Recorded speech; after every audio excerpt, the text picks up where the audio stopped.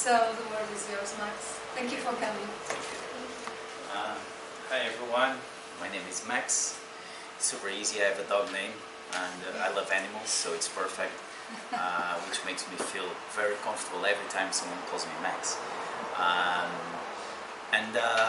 I became an entrepreneur not because I wish to, but because of consequence of life. I barely can see you, so I'll try to. If you could move there, would be perfect. So like I could see everyone. Basically, I started all my career by following my passion, my dream, which was and is still breakdancing. Okay. And because of that, breakdancing saved my life. I born in old part of the city that became now touristic, hipster, and cool. And now people call it penthouses. In my era, it was called Águas Furtadas. And I lived in Águas Furtadas by Fonteinhas, right there, 5 minutes walk from here. And with the 92 stairs up, 92 down. Every time my mom wants me to get some bread, I knew how many stairs I had to do. So it kept me fit till I was a teenager. It was always up and down. And Águas Furtadas mean exactly that. We have to steal water to the neighbors. That's what it means to take the shower. So, panel, like a panela, like this cooking recipient where you put the water, you warm it up, and then you take your bath. So that's how I was born. Proudly, I was extremely rich because I had a lot of love and support from my family. So I consider myself extremely wealthy and rich because of that. It's super lucky. And so my parents still, thanks God, support this. And at my age of like 16, 17, that was my first introduction with hotels, which I didn't even knew, and you don't know about this, which is really funny.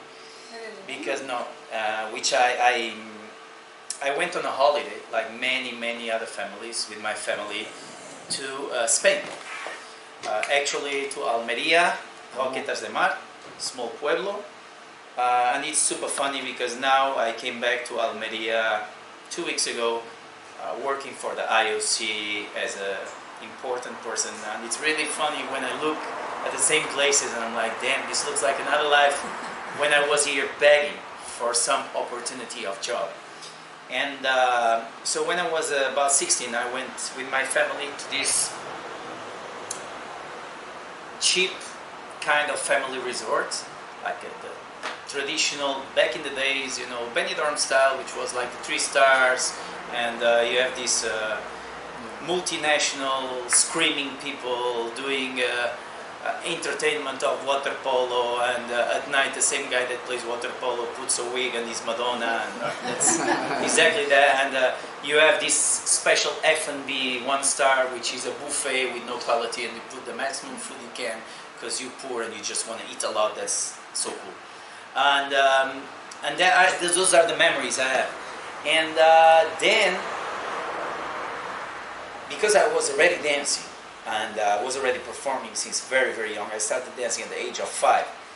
And I started dancing right here in Hotelaria, in a ballet school, because I had a parabolica at home. And we would get the MTV when MTV was MTV. Oh yes. And when MTV, and we would also steal the signal with the parabolica. And then I found Michael Jackson, and I wanted to be like Michael. But there was no, guys. I forgot. I'm 44, and so I was way younger than 14. So I was maybe 5 or 6 years old. So this, when I started, barely 40 years ago. So no hip hop, no urban dance, no other dances than ballet and maybe modern, all right? And my parents did what they could do. They put me in this ballet school, but I was studying in São Vitor, right there. So if you are dancing ballet 40 years ago and you study there, you better be ready for what people call now bullying, but back in the days we called it just dar tanga e levar nos olhos.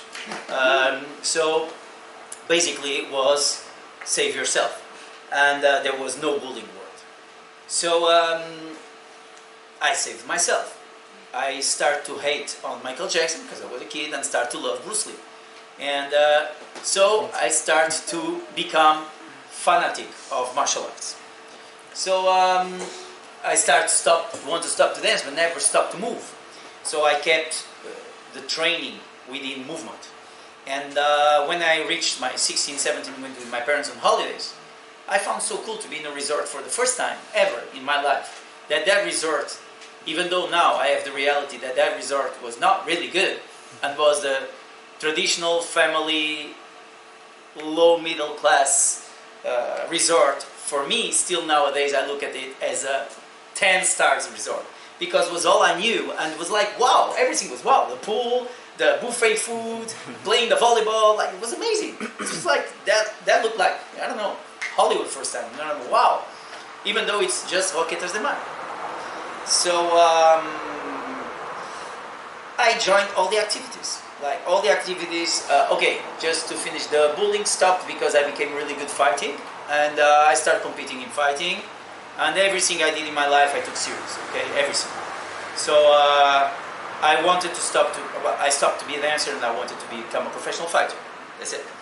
So also here in Hotelaria was Gimno Porto with kickboxing. At the time there was no MMA, was kickboxing and full contact. I have a question. Yeah. National competition in martial arts or international also? I did nationals only in Viet Rodal, Okay. in Centro Português de Artes Marciais, Rua Formosa, and here in Hotelaria, Gimno Porto, with Zé Antonio, I did kickboxing, traditional kickboxing, full contact, because that was what existed by the time. But I competed in both. Never won nothing, but did some good results, like third places, fourth places. Great. But I was young, and I just wanted, to fight, and to keep on moving. And then I went to this resort. I joined all activities, but of course I had this dancing on me and arts. I loved it, but it was way more taboo than now. So when I went there and did this in the resort, I met this guy called Peter Dawson, and this guy was my age now by that time, and he immediately invited me to work there on the summers. He said, "What do you do?" I said, "Study, right? Like, I'm doing 11 or 12th grade." So I was like, "Yeah, right. So you study? Yeah. Would you want to make some money this summer? Because we need, like, over 16 you could work. So we need people like you in part-time in summer jobs as entertainment, animación." So yeah, sure. Why not? Why not? Yeah, it was good money at the time. It was really good money. For me, it was amazing, especially because the difference of salary at that time from Portugal to Spain was, guys, you don't even imagine. Like, I still remember how much I earned at that time, and I earned 1,200 euro per month. And here, that was an engineer, or you know what I mean, high. It's crazy. It's crazy. That was really, maybe minimum salary at that time here was, I don't know, 400 or I don't know, something like that. So it's 3 times more. So I would do there 3 months on my holidays, and I would get some money, to live. And so I went when I was 17 and when I was 18, and I fell in love for a lot of activities within hotels, And it was fun. I could have some, which they paid us a hotel room, so I could sleep there, I could eat there, and I could earn some money and have fun, and go out, meet some new people, get some fiesta time, and enjoy and discover life without making my parents pay for it. That was always my goal, because they couldn't afford it. Meanwhile, I was finishing my studies here, and I got this teacher that she taught me how to make an application. I didn't want to live in Portugal. Basically, that's it. Why? Because I felt that Portugal was way behind in many, many levels, especially that era, right? Still is, but getting much better. At that era, there was no low-cost travels. There was no low-cost airlines. Like, to go to London, you were rich. To go to Paris, you were very rich, like to go even for a couple days, because there was no airplanes at 100 euro. Forget it. Okay, there was no internet, there was no Instagram, there was no. So it was way harder. So I knew I wanted all that, and I didn't want to get all that because I want to ask my parents to do it. So I asked my English teacher how to apply to UK. She brought me to Rua do Rainer, to the British Council, to make the application forms. I entered University of Sussex in Brighton in a classic job, because as almost all the old school poor families, they wanted you to have a classic degree because they didn't have, and they want that for their sons. So I was another one, that either doctor, engineer, economist, lawyer, whatever. So I entered molecular genetics in biotechnology medicine in Sussex, and I hated it. I stayed there for like 2-3 months. I had a tutor, his name was Dr. John Kay. I came there, I looked at this guy, and he's a mirror of me in the future, and I say, I don't want to be like this guy. This is all I don't want from me. Like, I don't want to talk like him, I don't want to walk like him, I don't want to move like him, I don't want to live in this lab, like doing this, it's not me. So I didn't know what to do, because I got kind of trapped. My parents were celebrating, like, my son is in medicine, molecular, and I'm like, I want to get out from it fast. But at the same time, to pay that, I worked in the bar of the university, and I cleaned the other dorms, right? Daytime, I used to clean the dorms from the other schoolmates, and at night, I used to work in the bar. Like this, I could afford to be there. But I was getting 18 years old, and the summer before I was working in the hotel, I fell in love for a Spanish girl. And I was like, damn, this is a good reason, not double reason. Like, I hate this place, I need the good weather, I need the smiley people, I'm tired of hello, how are you? And I can't stand that no more at night. So I'm like, I'm sorry, I need to move to where I feel. So I came back here, I went to Academia de Espanhol de Oporto, also was here in Santa Catarina, learned the Spanish, to write the Spanish, and do las pruebas de selectividad de call. And my average became from 17.8 to 10.4, something like that. So basically I was which degree I can enter. Administración, Dirección de Empresas, let's do it. Through UNED, which was Universidad Nacional de Educación a Distancia, more easy. Unir? UNED. Ah, UNED. La UNED, Okay. Universidad Nacional de Educación a Distancia, which is connected with Moncloa, with Complutense Autónoma. So I found my way. Made the pruebas de selectividad. My parents were like, all right, but you cannot just move like that. And say, I can, because I'm paying for it, right? I'm 18, I'm paying for it. I'm not asking you money. I'll go, I'll find a way. Spoke with his girlfriend, can I stay at your place? She said, yeah, I'm done. Went to Madrid, by bus, right? The buses used to take like 12 hours. Let's go, it's nothing, come on, to see a hot girl, let's go. Madrid. Go to Madrid, arrived in Madrid, stay at a place. Of course, her parents didn't want to have two sons. I stayed like 1 month, 2 months, start to find, pressure, and I had to find my life. So I started to work in Pizza Hut in Alcorcón, because she lived in a kind of a ghetto in Madrid called Móstoles.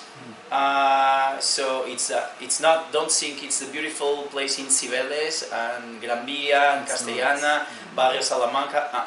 I was in the deep shit, like Móstoles, Alcorcón, Parla, Fuenlabrada, all these bad areas. And I worked in the Alcorcón mall in Pizza Hut. Then bad things happen, right? That's when you, I'm almost 19, bad things and good things happen, just like that changed my life till today. And bring me to the hotels. Which is, then suddenly, this girl me puso los cuernos, which is amazing. I learned very early. And then it was a big depression for me. And then I found myself without girlfriend, and then I maybe because I was fighting in the local gym. I fighted the costumer. I got fired. I lost job. I lost girlfriend. Wow, amazing. And I'm alone in Madrid. So, and I was almost turning 19. And I remember I was in this cafe of my university, feeling shit, looking shit. And this guy comes in, which I always look at this guy because this guy was fighting the same gym as me, was always at the university, but this guy was, I would like to be like him. Because he was clearly the way dressed, good money, all the girls after him. I'm short, he's 1.90 m, he's super good looking, he smiles, everything, and he was in the front cover of the manual of like to sell the courses in the university, you know, the typical guy you see in the teenager movies that you like, damn, this is the guy, you know, we're like, the Ken, and I'm like, yo, and I'm there feeling really bad. This guy comes in the door of this cafe with surrounded with these 3-4 girls, sits in a table, but every time this guy would pass through me, every time, this guy would always say, well, what's up, always.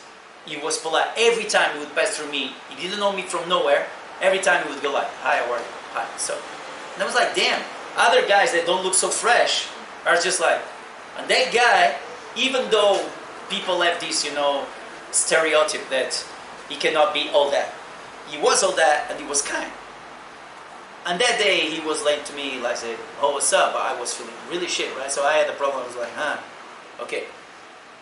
He stand up, he sat on that chair on my table, left the girls, and he was like, what's going on with you? You have a drug problem? No, there's no drugs. My life is fucked, it's destroyed. He's like, why? I said, yeah, no, girlfriend, and I fight it, now I have, you know, police, I got fired, my parents, no money.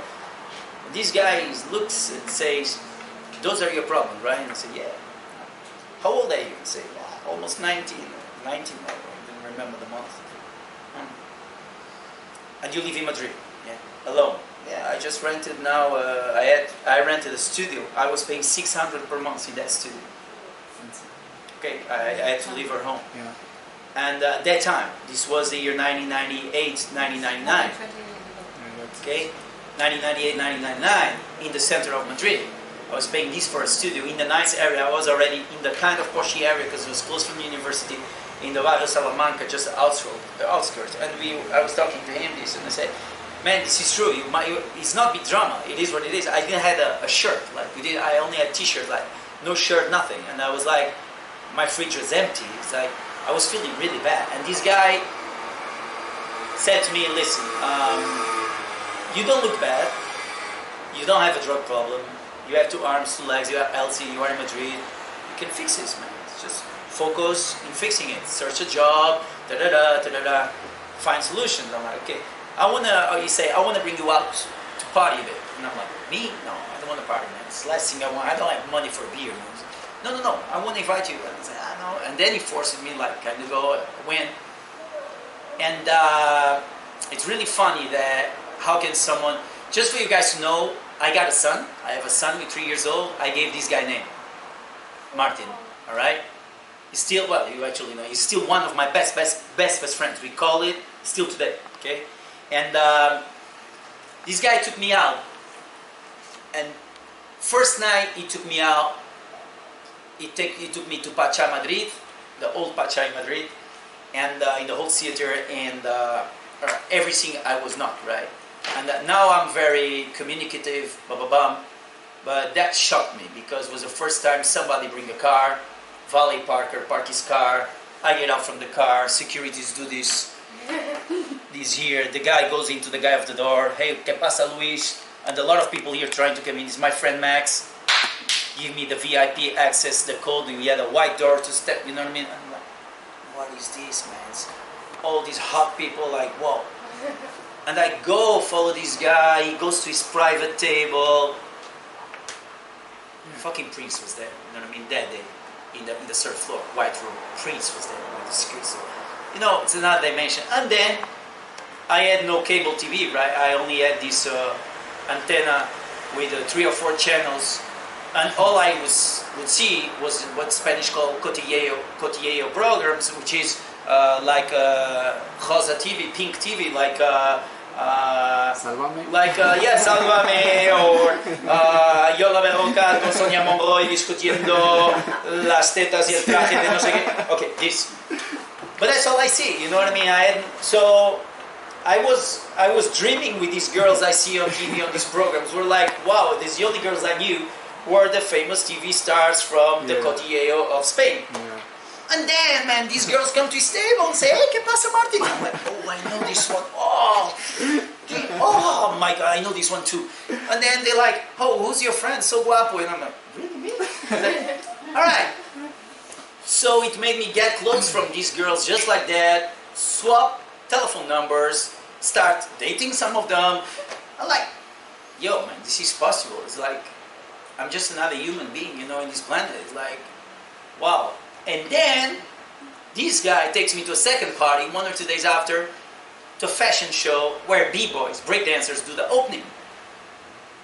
And when I see them spinning in their heads, and, you know, in the middle of all that ambience, and I'm like, bro, this is like, I really admire these guys. I think it's so hard. I really would like to try this, blah, blah, blah.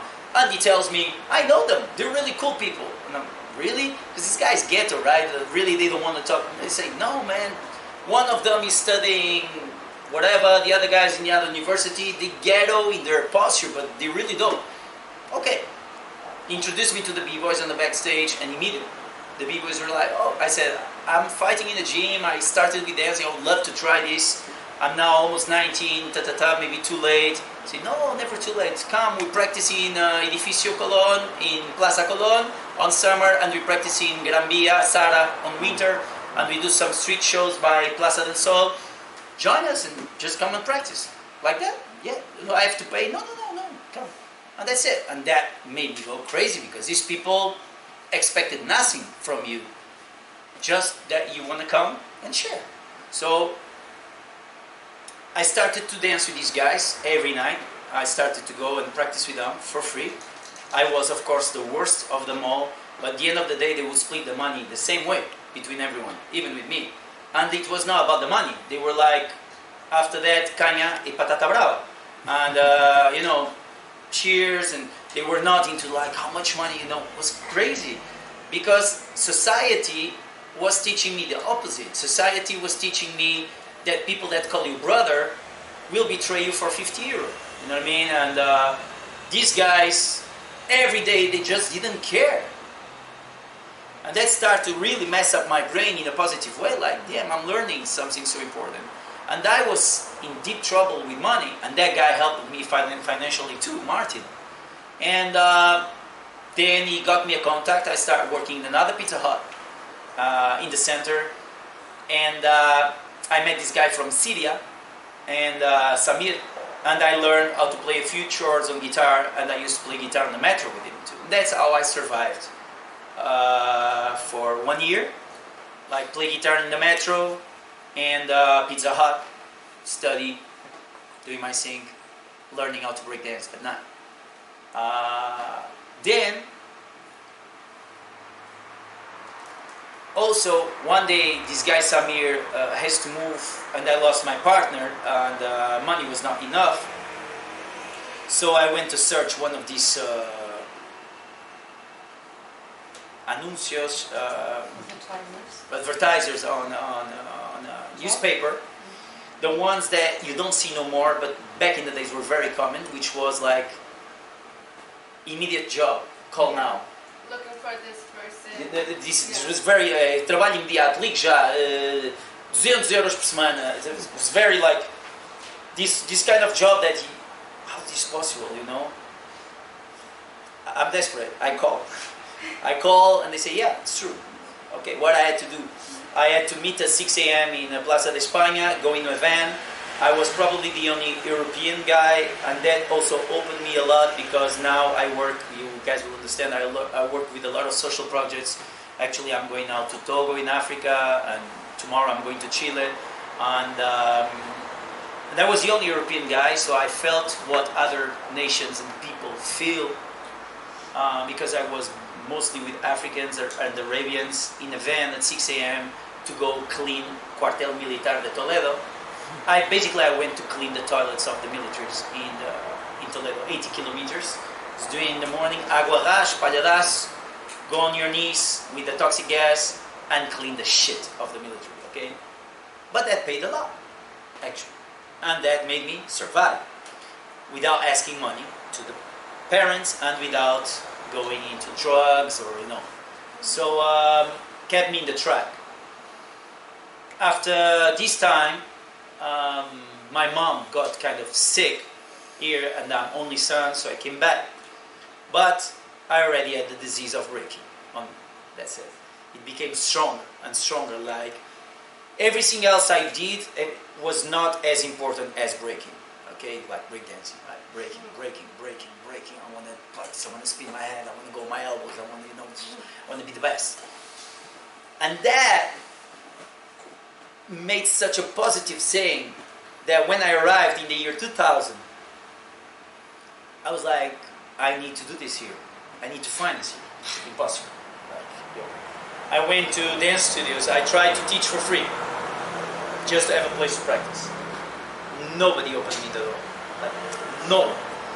I could say 10 places I went. Like people like, no, I'm sorry, that's not dance. I'm sorry, that's not welcome. I'm sorry, DC, you're not a teacher. We don't recognize you. No. But then I would see someone so bad and so whack teaching, man, that I would be 10 times better than that person. Alright. So I found this guy from Belarusia, Mix, which Sarah knows, of course, very, very well. He came.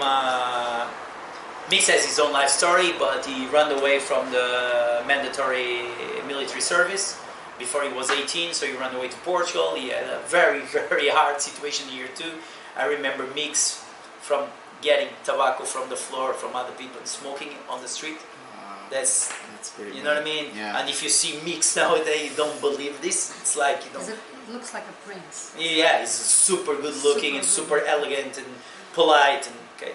And but that's how we met each other, and we met in an underground party because there was a hip hop, extremely underground vibe in Porto, just with a few guys from Gaelin roots, and some little guys that now belong to Dilemma and some other crews that are famous, but at that time it was really underground. We used to meet in the old art club and Porto Rio, which was a small boat, and in the caves, and I met this guy from Belarusia. We battled each other in this underground in breaking. He barely spoke English or Portuguese, was more like gestures and write in the paper time for practice in this place, alright, but same passion. We saw each other dancing, okay, we found mate to practice. We practiced, meanwhile I did all the courses I could on fitness, like aerobics, step, whatever, so I could teach something that is recognized, and so this guy at the gym, Miguel Arcanjo, with the Reebok Training Center, hired me there.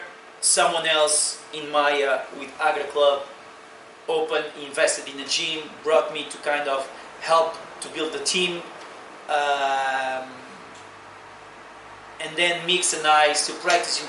This guy from Agra Club decides to sponsor, to bring one of the major icons in the world of breaking to Portugal. We were like, one of our idols. His name is B-Boy Cujo, Crazy Cujo, and from LA. We brought him to Portugal year 2002 to teach a workshop. More and more B-Boys came there, but total in the whole country we were like 13, 14 going to this. Nobody would know the word breaking or whatever. And then suddenly, this guy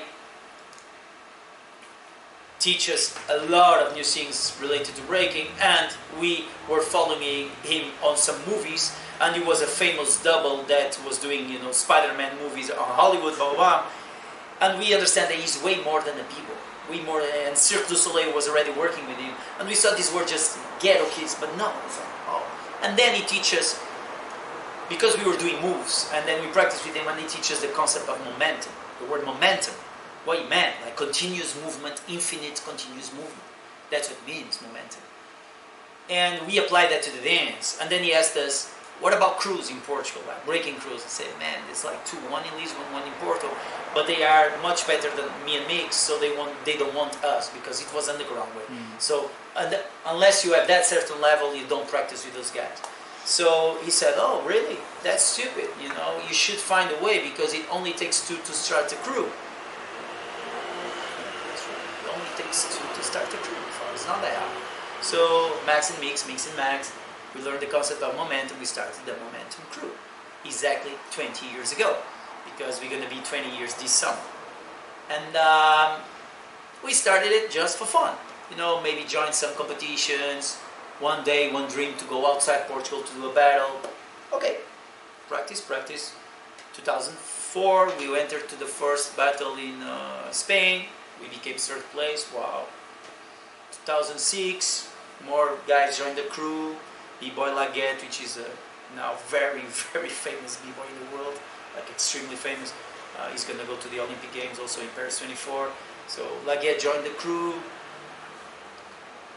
We went to European champs in Barcelona. We became again third place, but European level. Some guys were watching already by that time, 2006, 2007. They invited us to a world champs in Luxembourg, all paid. Wow. And we became second place in the world champs.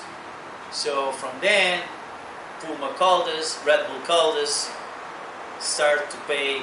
Well, since then, we don't know what is to pay another travel or hotel in our lives. Honestly. Cool. Since 2007. Just because we believe and practice hard something that nobody would care. But some brands, like Red Bull, is investing on breaking over 22 years ago. And because they're looking out for the new tendencies and tribes and urban sports. And Magic Ball. Things happening. I opened a dance studio, you know, small one. Then I opened a store. It was very famous here in Santa Catarina. It's called Urban Max, related to hip hop culture. Okay, things building. Then people start to tell us, oh, could you make this show, that show? Okay. I start to hire some one or two people to work with us or for us and get some money out of that and pay money and in a very organic way. And then suddenly. One day, one guy from the crew said, yo, then we start Hotelaria, for real. Casinos, Solver, are opening an audition for B-Boys. Really? Yeah. For the new show, Michael Jackson. This was the year 2009. And,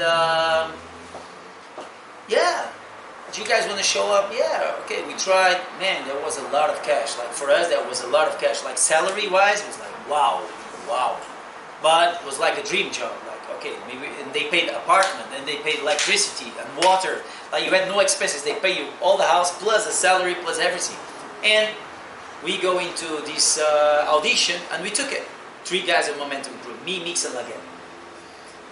With a Russian choreographer called Sergei Denisov. Amazing choreographer. We learned a lot. And from 2009 till today, I still work with Solverde Group. Into a point that from maybe 2012 till 2020 or 19 pandemia, just before pandemia, I produced as producer for the 5 casinos there. Like putting people. Nowadays I'm talking with you guys and I have 11 people working under my contract in the Algarve right now on the show that we produce and we manage right now. So since 2009 till today, we grabbed that and it was like, wow. Magic Ball. We were doing this and we had time because we were just practicing for this, just focus on this. Yo, we need to show people what we do, you know what I mean, because at that time we already won many champs, like we have at least 7 world titles and 10 European titles when this was not an Olympic sport, of course. And then suddenly we say, okay, let's go on TV and show this in Got Talent. So in Got Talent we went in 2010 or 11 and we went all the way through the final. We won the final and then we went to the final of the finals and we got the 2nd place. And this brought us with a guy that was judging, Ricardo Paes, to the National Theatre, Teatro Nacional São João. And we did in Teatro Nacional São João Almada Nada, cultural piece with Almada Negreiros. One of our b-boys now is also very famous in that area, Diogo Oliveira. He's working with the... Actually, he's finishing his mestrado, his master on dance in Escola Superior de Dança right now, and he's a guy that is following like all this, all because of this. You know what I mean? And okay, from there we started to have the first hotels to call us, like, oh, could you come here and do for a corporate, like for a presentation of a car, blah, blah, blah. Okay, you start to get some contacts, and then there was this guy, which is when it really blows, that invites me to go for an interview of what we were doing in the casinos. As you guys know, casinos are hotelaria. Okay? And casinos belong to the magazines of hotelaria, they have hotels, they have restaurants. And he invites me for an interview in 2014 in Hotel Miriad in Lisboa from Grupo Sana. His name was Nuno Braga Lopes, he was the GM. And I went there and I had to give an interview, and he was in the same table on breakfast. I was going to talk about my shows into the Mundo Hoteleiro, into this hotel world, but for the casinos. And this guy listens to my story just like I'm talking now. And that year I just went to Macau. I did a production in Venetian, because like I said, it was a snowball, like boom, it exploded. We started working like everywhere, but with small things. And some of our guys did with Cirque du Soleil too, okay? And then this guy hears me, he was in Macau too, and he was like, oh, I know this guy, I know the guy. Wait, but he was like, I'm in trouble because I don't have no one to produce my Réveillon this year. Would you produce us a Réveillon night with like show and happenings and welcome? I'm like, man, I would like to do that. That's challenging, it's media, it's not a one-star for, you know, you're going to like straight to a 5-star top hotel in Lisbon. You know, but yeah, why not? All right, let's do this. And then through him, I meet another colleague, right? Lourenço Ribeiro from Epic Sana in Algarve. And we made a hell of a nice Réveillon party, like wow, production. And Lourenço invited us to do 42 shows in the summer about Portugal, to present Portugal to the world in a disruptive, cool way. Because the way we present Portugal to the world, of course, is not going to be just, you know, fado, but it will be fado with a beatboxer and the guy spinning on his head. And people will be like, oh, that's cool. So we try to kind of reverse it and mix it up and make it 2023. So we did those 40 shows. In one of those 40 shows we did in 42 shows in Epic Sun. One of the guys that came to see the shows was the guy that has the boats, Sunseeker, in Marina Vila Moura, and he sells boats for millions. And he said, I really like what you guys doing. Who's the guy behind this? You? I would like you to produce the sales of our boats. Really? Yeah. Okay, talking about millions productions. And like, I did a crazy production. Really crazy. One of the guys that was in this crazy production was a GM from Conrad, when Conrad opened. Mr. Joachim Artel, which now is European guy for Hilton Group. And this guy also said to Steve, the guy of the boats, who is the guy behind all these crazy, amazing productions, so life like. And he said, that's that guy right there. Actually, he's a breakdancer. Really? Hi, how are you? Then I invited him to come and see the show at the hotel. Then he invited me to go to Conrad. And I entered in Conrad, and I was like, wow, look at this hotel, man. Damn. Wow, I guess one water is 1,000 euros. Like, wow. Okay, so I sat down there, and this guy tell me, okay, I got this idea. I want to do a one-night production with 90 Michelin stars chef. One dinner, 90 Michelin stars. I'm like, you're the man. Like, wow. And he said, what is your idea behind, if I tell you, I bring you the chefs, because we have the group Hilton, I bring them world, blah, blah, blah, blah, and we have 19 stars Michelin chefs, in one night, what would you do? What would be? And I was like, okay, listen, I'm really good friend with this guy now. We were just for you to understand how close we became after all these years, because soon will be 10 years. I will produce his 50th anniversary party on his homeland in Austria this August, and in 2 weeks I'm producing the opening for Pur Beach in Barcelona in Hilton Diagonal Mar in the 7th of June. Okay, still with him. So I told him, listen, I really like everything I see in Conrad. It's just amazing, but it's too obvious. And I love the obvious. I just don't like the boring obvious. And he was like, what you mean? I mean, everything here is Michelin. This table, these walls, this floor, everything is Michelin. You bring 90 stars Michelin into a Michelin place where everything is Michelin, and I'm bored with Michelin. You know, so I would love to take these Michelin 90 stars that you're bringing, make an incredible production in the ghetto of Corteira by the ocean where the pescadores are, where the fishermen are, and just make... Man, you crazy. And I say, yeah, I know, but it's what I would do. If you want to shock, then shock, but make it cool. No, but my customers will never relate to Corteira. Okay, it must be inside the hotel. Oh, then inside the hotel, man, just give me the garage. But we have this Gusto restaurant, we have the swimming pool. Yeah, but give me the garage. And please, how's the name of you say, I want to call it Culinaria Extravaganza. And we said, alright, let's call it Underground Culinaria Extravaganza. And let's make the welcome of the people with the dark suit and the long dress, with the boom box, and guys with track suits dancing breaking and not violins. And do the food stations in the middle of the cars. And put some opera with the DJ scratching.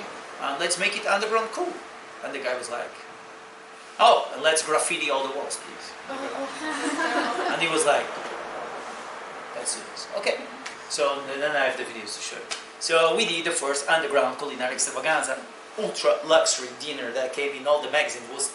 Was spoken from Tokyo to the Standard Hotel in LA, like all these high brands from Singapore, like everyone spoke about this event.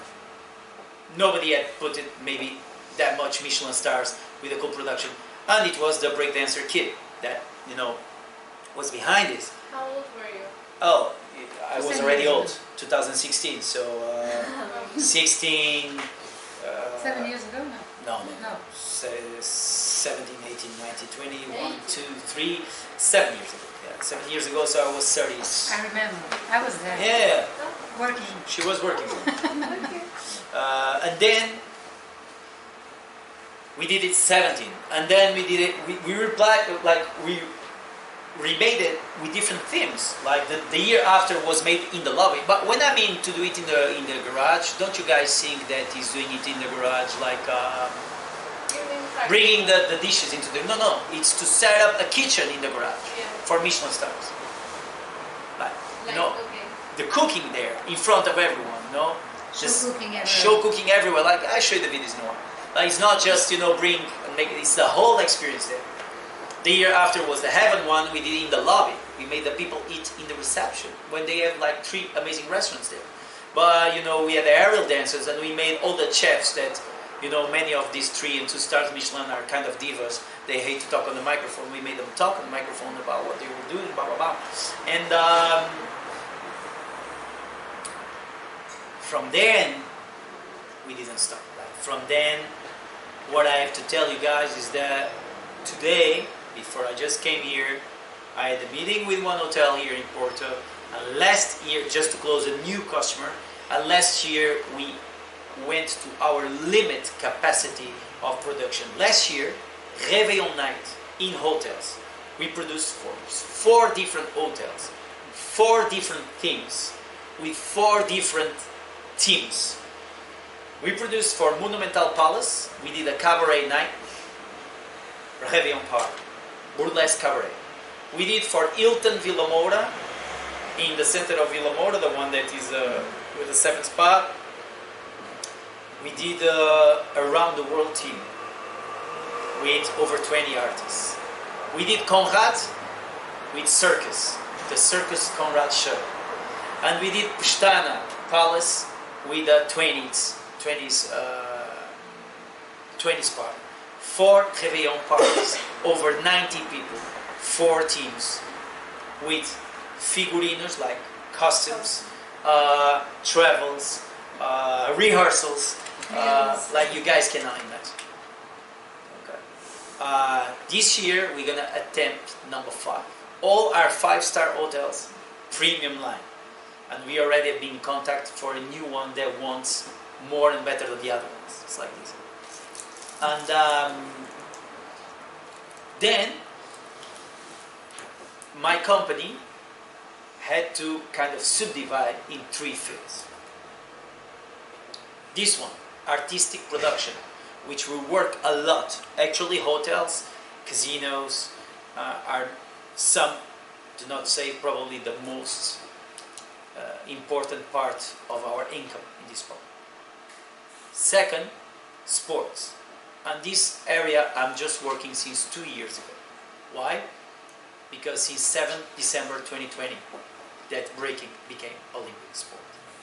And that is now my new passion, my new fighting again. Why? Because now I'm old and I can, old for breaking, but I'm old for breaking, for competing, so now I can help to build this sport. And luckily, because of everything I built, I was invited by the IOC, International Olympic Committee, to work through WDSF, and I'm one of the 8 guys in the world to develop this for the Olympics. So that means that I'm traveling like crazy. Like this month, you guys might not believe, I planned with her this day. This month I'm in 5 different continents working. Okay, I did Africa and Asia last week, and tomorrow I'm doing South America and then Canada, and then I came back. So this every month till 2024 Paris in August. And then I have another third field in my company, which is social entrepreneur. I built a project very known here in Porto called Desporto no Bairro, which every year at least 4 to 6 months in the 8 ghettos of Porto. The remaining ghettos, which are more soft than it used to be, even though people talk a lot about Pasteleira. For me, Pasteleira is a very nice place, actually, where I feel very comfortable, and I really like that place. And my son studies next door in Escola Francesa, which is amazing because I'm one of the guys killing those bridges, because my son plays with kids from the Pasteleira in the ring de Pasteleira, and with families, you know, I don't care if gypsy, not gypsy, I don't care, my son plays there, with everyone, knows everyone by the name, and also studies with very expensive poshy people on the place in the front. And I think more people that act like this, better society will become, and that's Portugal changing. And Sarah always met me like this,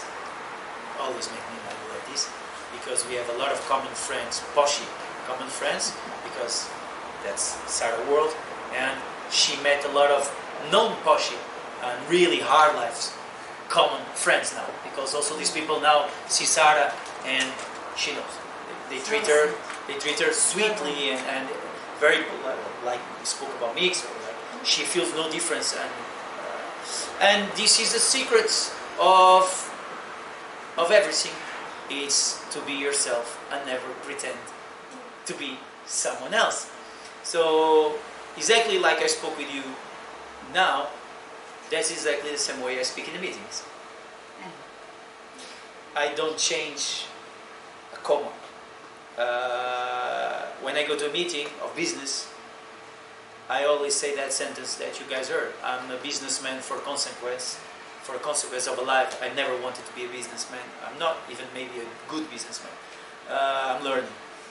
But I had to become a businessman because I had to become something after I spin in my head so many years. So my background, breakdancing. It's really my background. It's my passion. From that, I've learned a lot of things and applied them into many things. And when you're honest to people, when you're really yourself, and you are not ashamed, embarrassed, shy, want to pretend you're something else, things will flow. I think expressing yourself is not easy, and you made it. Expressing ourselves. Man, what is not easy is to recognize your limitations Yeah. and really, like I say, work hard and being humble in all spectrum. You know what I mean? Right? Being really humble means do not pretend to be who you are not. Which in business, a lot of people try. Yeah. And then they try to, play bluff and, yeah, I'm doing this and I have these projects. And no, man, listen, right now, I'm another of the things I'm doing on the organization of sports events is I'm organizing the World Battle. You guys will see now fun in summer. It's crazy. It's massive. It's an Olympic qualifier for breaking and with a lot of urban sports like skateboarding and surfing and we do it in Alfanga when the boats go to the oceans. Crazy celebration of urban sports and it's all production of my company. Last year I got cheated by a company that said would sponsor a lot of money. They didn't and I lost almost hundreds, thousands. Wow. So that was a big crash in my company. Don't think being a businessman, like I said, maybe I'm not even a good businessman. Sometimes you take wrong steps and you just go down. And then you're like, oh, everything is going to go away. And then you try to survive again. And then you go up again. Now I'm again doing this, right? But this year somebody tried to do me what they did last year. But I didn't believe or experience. And so I didn't crash. Maybe because if I would crash this time also I wouldn't stand. But somebody really tried to play me again, another brand. So now now I have to see the contract and I have to see the money in the account. That's when I take the move now. So now again, things are flowing with this project. And what I feel about this is, do you know how I started to go up again? By going to companies, by going even to Turismo, and sit in the chair and say, I need your help. That was how I got it. They were expecting me, I got this project amazing, you guys should support. And I say, I need your help. I fucked up. I believed in the wrong people. This has a lot of value. This is amazing. But now because I really didn't know how to handle it. And I need you guys to believe me because the Monday after Olympics, everybody will want this. And I got this in my... And they guys, all right, okay, we might find a way to help you. There you go. Oh, thank you, man. Thank you so much for believing me. I will not let you down.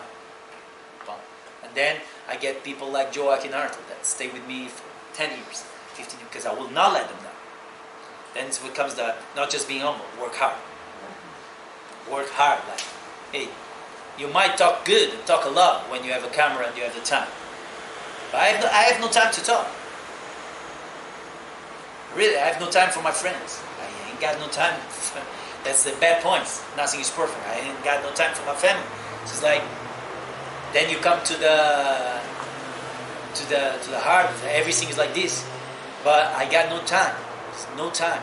So work hard. Like these guys helping me with 10, I'm gonna give him 15. Whatever I have to give him. You know what I mean? I'm not gonna give him 10. I don't want that guy to ever even look at other person to bet on. That guy must look at me for the next 10 years. You know what I mean? That's the way. And I think this is the best I can teach you as an approach because now I'm open to some questions and I can share some videos. I have a lot of product. I have a lot of recaps, like recaps from Réveillons, from Culinary Extravaganza, from the 10th anniversary of Conrad, we did it last year, from the openings of Puro Beach in Barcelona. From all this I got videos of 1-2 minutes, I can show, no problem, but also open to questions, you know what I mean? You want to see some videos or ask some questions? Yes, we would love to see some videos. Yeah, sure. I don't know if you guys have any questions. Any questions Did you meanwhile? ever finish your degree? Okay, about the degree, that's funny. That's really funny. No, I asked the transference to Universidade Lusíada to economics because economics had a couple signatures that you could match. And I went till the third year. Now would be licenciatura, but at that time was bachelorate. And I went to the third year, and then it was a hard degree. So economics would take me a lot of time, and I was going so deep into breaking with all these projects that I had no time. I was barely stepping on university, barely went there. So I was starting to fail a lot of exams on my third year. So I asked to transfer me to another degree that I could read, basically. So I went to Relações Internacionais, International Relations. So I also went till third year. And then, because degrees were a 5 that time. And then no time option, like left it. So actually I passed through four degrees till I went to the third year. After that, it's crazy life. After I went to National Theatre with Ricardo Paes. Ricardo Paes, I don't know if you know, but if you study a little bit about theatre, this guy was 27 years director of National Theatre and was one of the most prized, like prestigious, awarded theatre stage producer in the world. Okay, he got Bolshoi awards, like from Russia. He got like this guy's serious in what he does. Ricardo Paes, you can search about him. He wrote a lot of like books, and this guy, when he brought us to the National Theatre, I got an invitation from Escola Superior de Dança of Lisbon to become part of the team for teaching.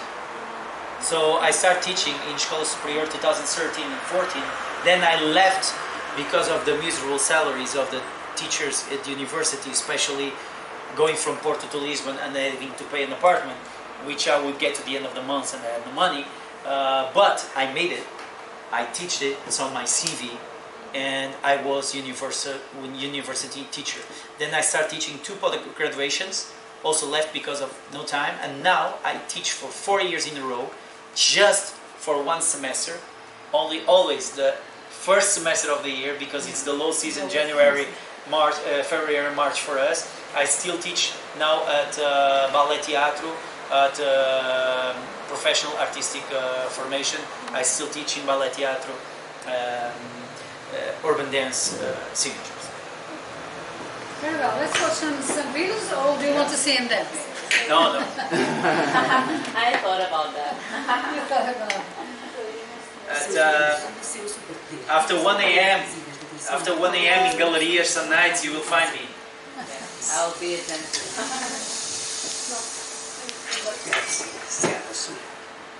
Do you want me to change the light? Do you know, Consegue like, ver? Desliga a luz. Mas eu acho que isto não está a dar. do you know, Cristiana, vem cá. and the projector is off. No, it's Não, not. não está a dar. Can you come here, please?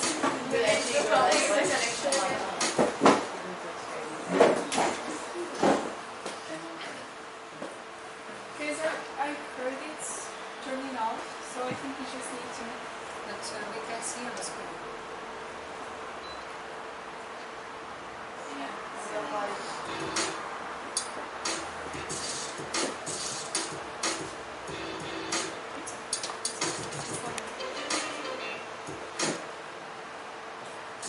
Let's see, I think you better.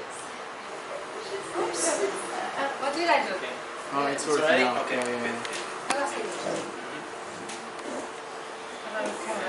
Acho que já vai aqui. Não, este. Mas aquilo agora deve aquecer, porque já está. Okay, guys. So this one is that culinary extravaganza I told you about. 2016, as you can see. And yeah, the b-boy is welcoming the people, so check it out.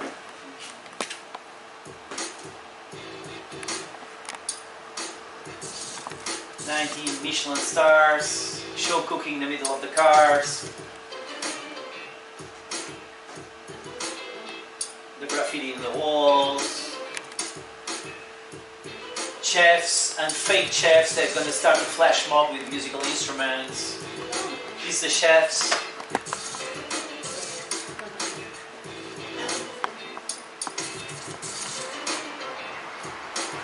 That's flash mob. Driving the guests into another area. The the show cooking They're again. about 3 different spaces, Yeah. different rooms. Creating different rooms within a garage. And then we started the show time in the middle of the tables according to the dishes. Our DJ, that's Joaquin. And here we go.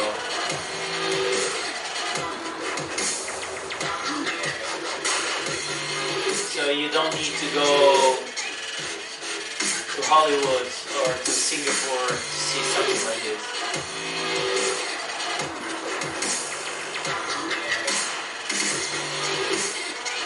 Then we go into the dessert room and we find the opera singer with a scratch DJ and we started the party in the dessert room.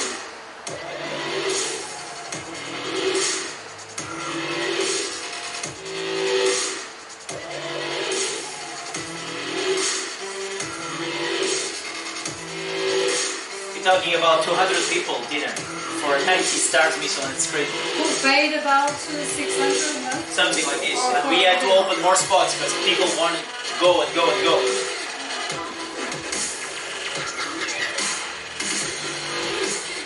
Okay. So next up. Okay, we can do the Evan one, which was, this was like just for you to see another culinary extravaganza, different way. But same event, but different way. And then we go into another kind of events.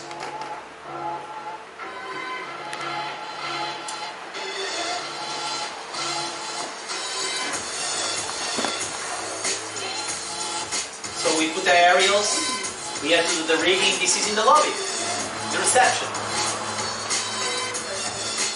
They're cooking in the reception, it's not the kitchen.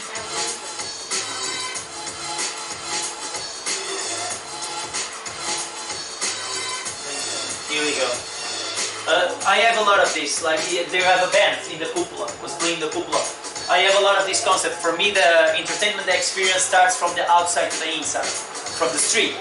Like they were in the outside gate, like the impact is since you arrive. And now I'm doing it also out in the elevators because people come from the rooms and when they get in the elevators, they already have a fake artist, like some fake person inside that will start telling a story or singing or creating the vibes since the person leaves the room.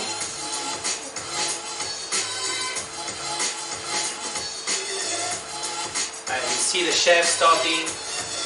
And it's crazy, right? You see a lot of breakdancing in Holland. It's crazy to put urban art that came out from the ghettos of the Bronx into the best places in the world. That's really like, wow.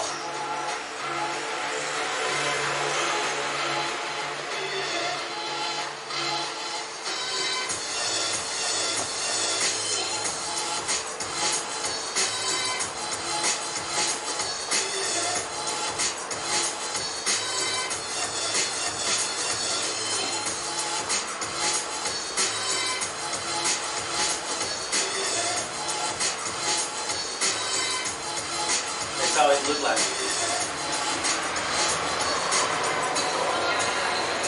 She's the new director, no? Yeah, she was. As you can see, the band. I put the band here, the cupola.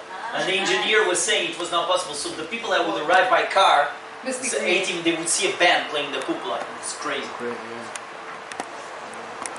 And now, another kind of event in hotels. Alright, I like this one, Puro Beach. Because we did a summer cabaret on the pool. Okay.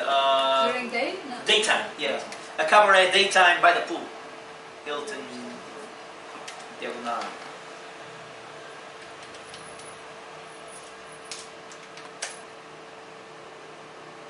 Day. Day. That was, you can see 2022. Okay, the elevators. I told you. Like people would get in the elevator and they would get this.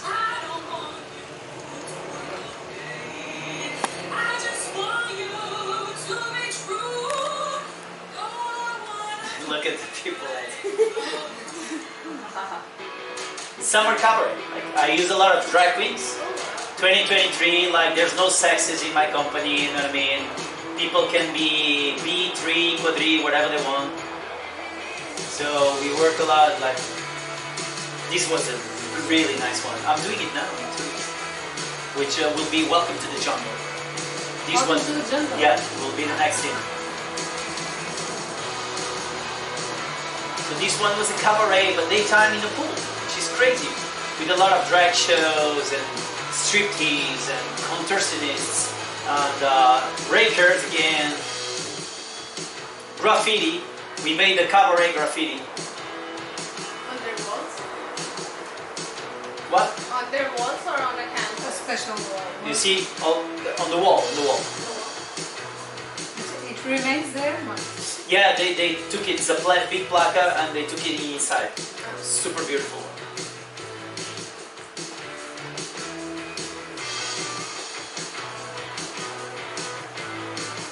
Our violins, the band. I took 48 artists from here. All Portuguese. Well, some born in another place, but all from here, from the Portuguese colony. Our drag. There you go.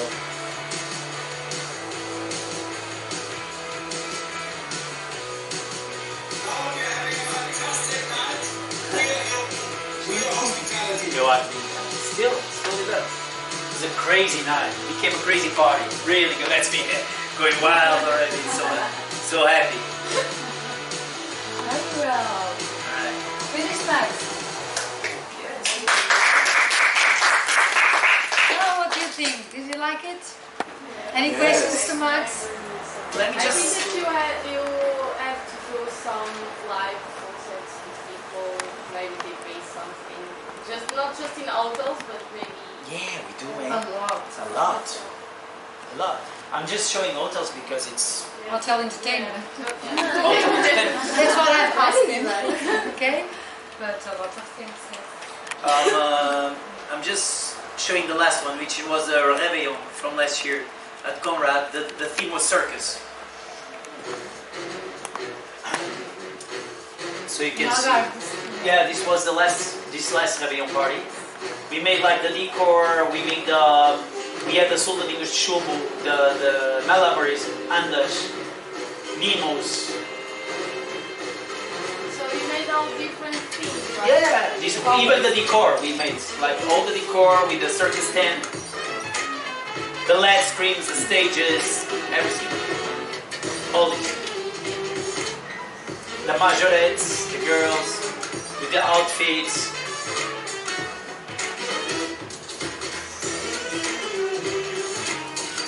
And the show starts. When they close the door, the show starts. They get in the room and they start the show.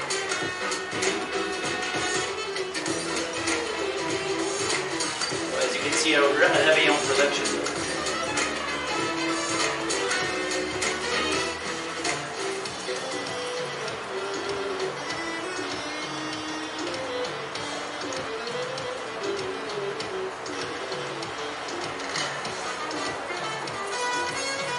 It's our new drag queen. She's amazing. She sings like a woman. She's like wow. She's like wow.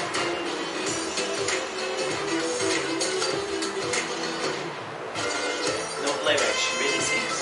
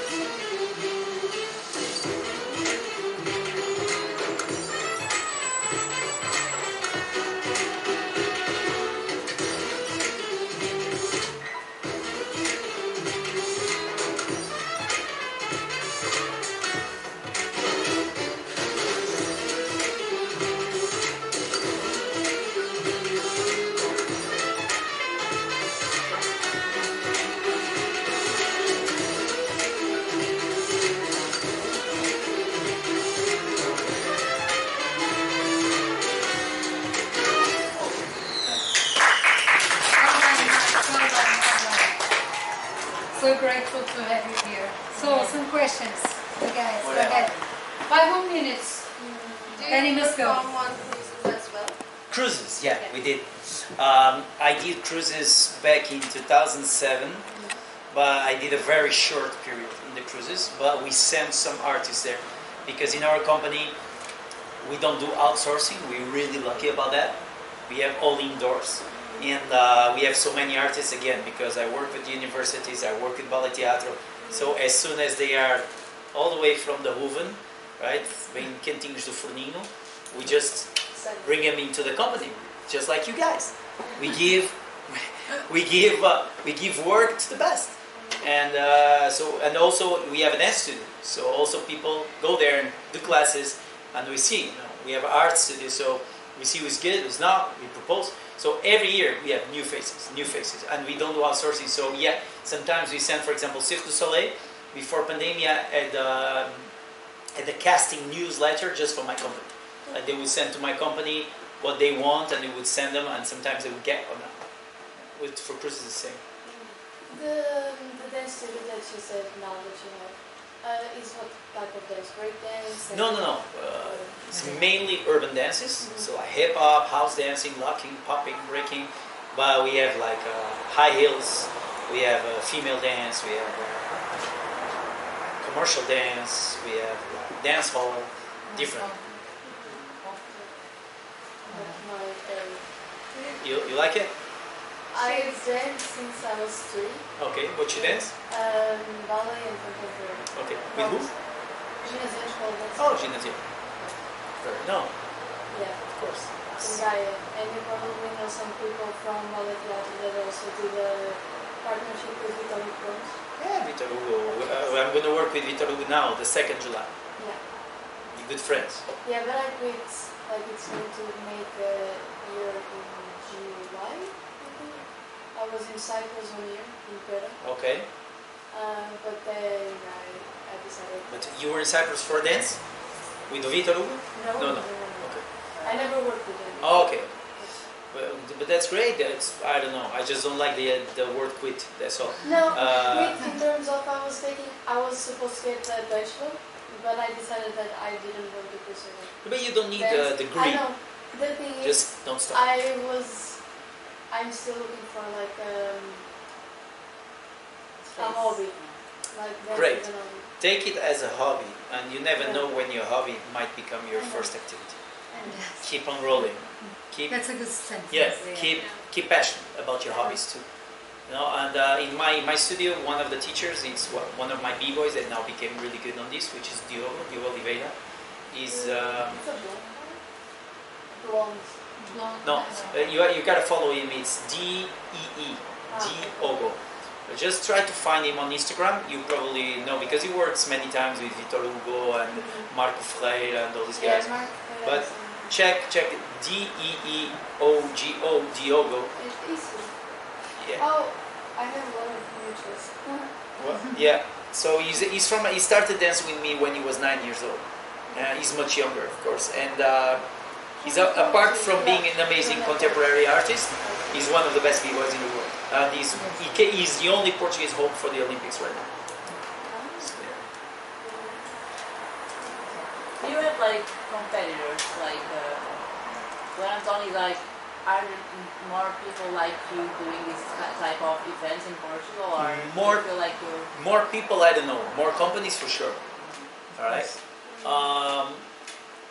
Because I think that everybody, if they really show who they are, everybody's unique. And I just think that sometimes society, I'm sorry to say this, I say this when I teach in Ballet Teatro too. For you guys to understand, I love Ballet Teatro, and I love all these universities and schools that teach proper educational arts. But to find a way for me to be teaching there, they had to cheat the system, right? I'm legally teaching education physical because urban dance is not accepted. But urban dance now, if you're gonna do an audition, it's maybe it's one of the main requests I had worldwide. I didn't have any background. I didn't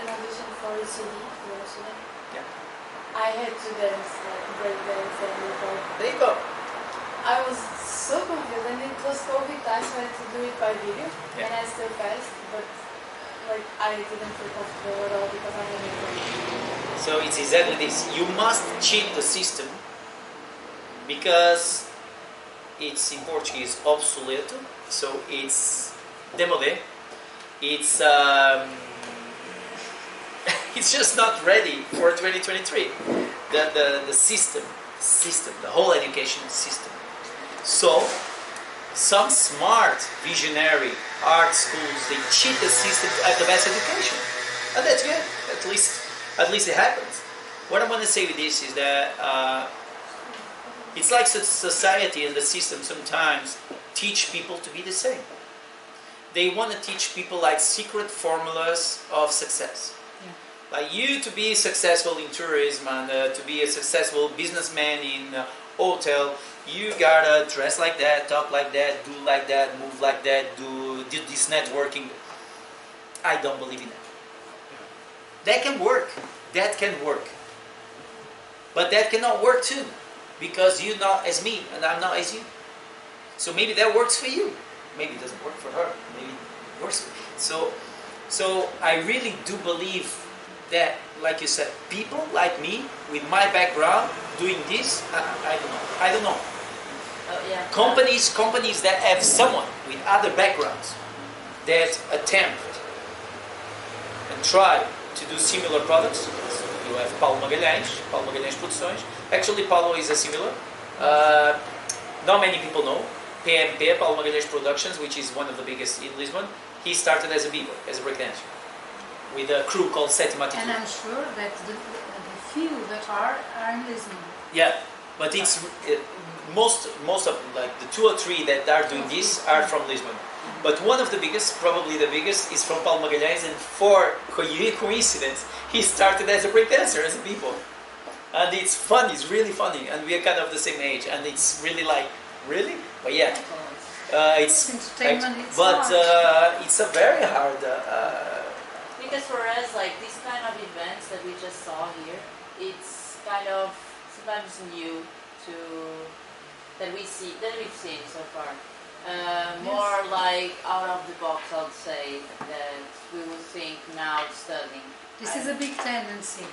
Yes. The So- art in the events, okay? So But this is more more for luxury, creative, right? Or Yes, it's expensive. Anyway, you have to see. I guess you have to see tourism. You have to see art, sports, culture as a catalyzer for business, for profit. For example, Style Outlet in Vila do Conde, for a certain time they had empty stores because they could not rent them. So they went to my company for us to teach workshops of dance, of make expositions on paintings, so attracted people for free to those empty spots, empty stores. We did that for like 2-3 months. Those stores started to be packed because things were happening for free, like dance courses, whatever. Then brands that were searching for a space rented those stores immediately. Like it took 2-3 months. But if they would just cover the store and say for rent, and just spend 30,000 euros on old school billboards on the highways and say rent this store, they will not make it. it would cost So they more money. would cost more money, And So less it's a vision thing. And how can you see art? Talking now about business, not about passion. How can you use art? How can you use art to become a social weapon, to be inclusive, and act in the ghettos and change people's lives? Very obvious. How can you use art to make a business become more profitable? And in tourism, art is a serious weapon. Culture, art, and sports, if very well used. If not very well used, you will spend useless money because it's expensive. You will not convert, and your GMs and your administration boards will put your head and change you. So you better know exactly what you're doing with who you're doing to do the right steps, because it can be tricky. But It's just a matter of studying it and doing it the right way. Very well, Max. So I think we finished the class, or anybody wants to talk with Max anymore? Yes?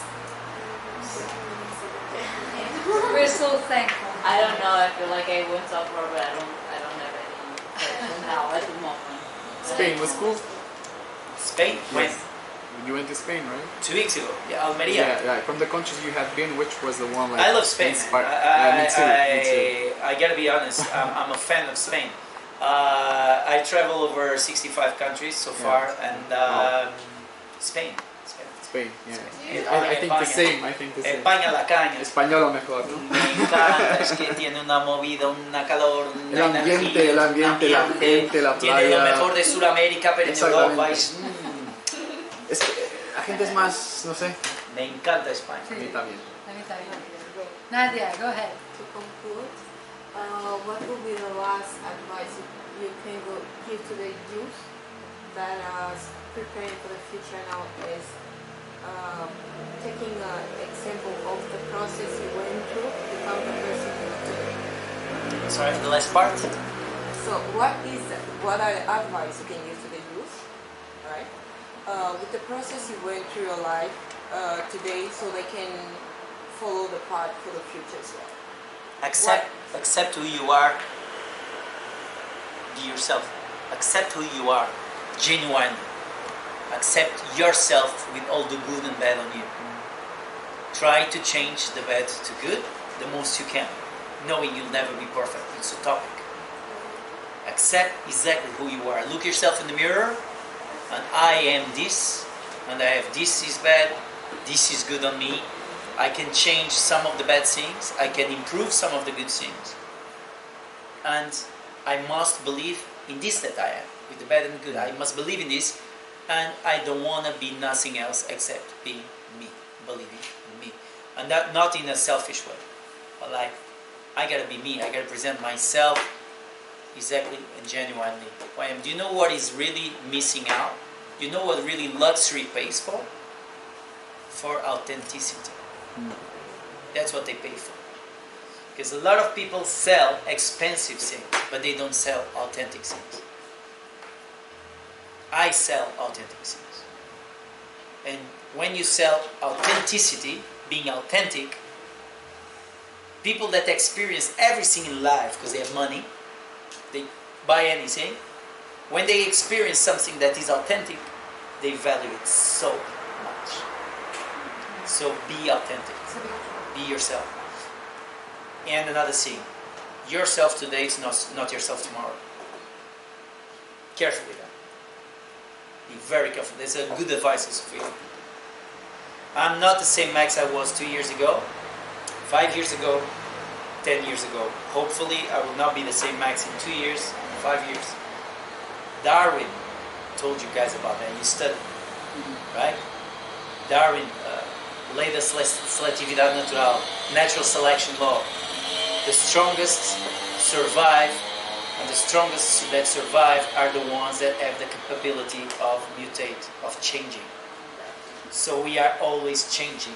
And if we are not capable to change, if we are not open to change, we condemn to be unhappy. Because the world is not going to change for you. You have to change to fit in and grow. And Darwin explained this with all the species, and humans are not exception. So you got to be aware of that. That everything you live, everything you experience will make you different. All the losses, all the people that will pass away around you, everything you will win, everything you will lose, all the diseases, everything, the good and the bad will change your essence. And then you got to rediscover yourself, readapt, reaccept, rebuild, resell that new authenticity. If I'm selling the ghetto Max from 20 years ago, I'm not being real to who I am today. Yes. Yeah, you said you're a fan of Bruce Lee. I was. I still Okay. love him. You know what I mean? But Yeah. at that time, I knew, the dragon kick, and I knew, all these I had pictures of him in the wall. Yeah. Now I'm not like that. No, I just think because he said like be like water, so we have to adapt ourselves to every circumstance. Yeah. And I saw from your history that you had adapted to different circumstances in your life. There was a time in your life where you say like I have to quit or Have things like quitting. Did you feel Quitting. Yes. Quitting is not There was part a of my time of quitting. vocabulary, man. No. No. I don't accept the word quitting. Even she spoke about that word, and I'm like, Yeah, I can see. but maybe because of my competitive side on the breaking. You know, b-boys are super competitive in the field, in the dance floor. You know what I mean? And it's battles. And I don't know if you guys ever watched a real battle. A real battles, it's people underestimate the power of a real dance battle, because real dance battles are like fights without the blood. And you have 10,000 people watching you, booing at you, boo, or say, hey, and you have a guy, and you know what I mean, you just, in a dance floor, 10 per 10, alone, in front of a guy from the other side of the world, 10,000 people shouting, and you have to humiliate that guy by dancing, and he's going to try to humiliate you by dancing. That's a battle. And once you do that on a weekly base, on a regular base, you are used to this game. And that prepares you a lot for society. It's crazy. People don't realize how strong this is. Because then you just face someone that is going to try to play you. And man, you've been trying to play that every single weekend in front of thousands of people. You look at that asshole, it's just like, yo, I smoke you in 2 times. Like, what you trying to do? Come on, chill. You know, you take it differently. And the fact that you saying the word quit, how can somebody that win world events and international events and, you know, win and representing our flag and our country thinks about quitting? I'm not a quitter, you know what I mean? I'm a survivor. I'm a warrior.